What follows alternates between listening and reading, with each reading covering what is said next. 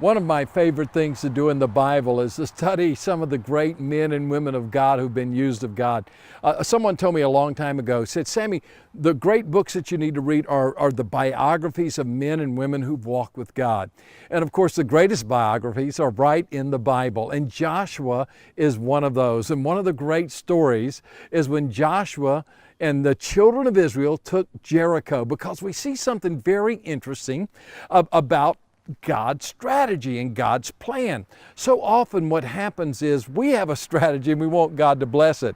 I remember meeting some friends from Nagaland many years ago, and they had experienced the great revival that had taken place there.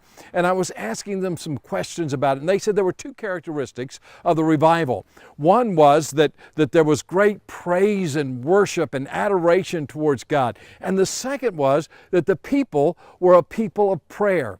And then I asked them, I said, well, what's the difference that you see in the people in Nagaland and the people in the West? What difference do you see in the Christians?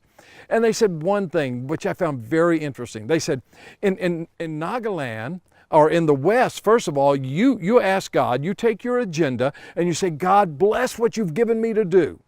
And in Nagaland, that's not the way they pray. They said, what we do is we pray, God, what is your agenda?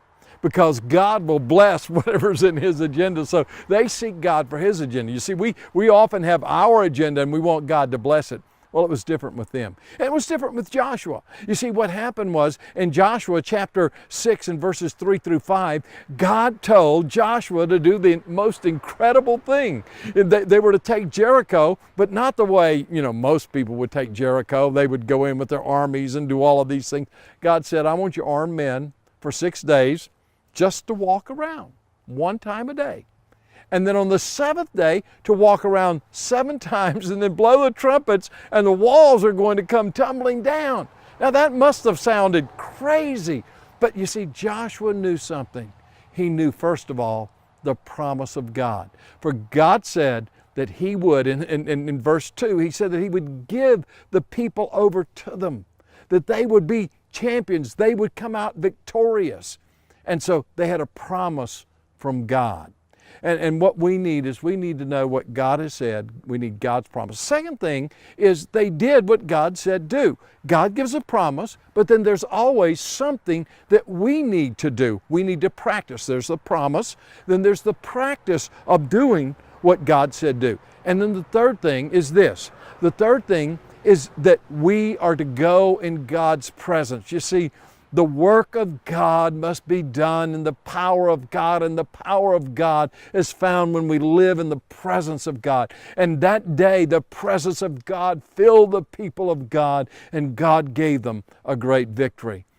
That's God's strategy. Trust in His promise.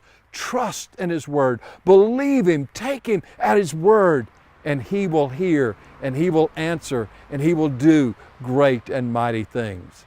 So look for God's strategy. Don't ask Him to bless your agenda. You ask Him to establish the agenda.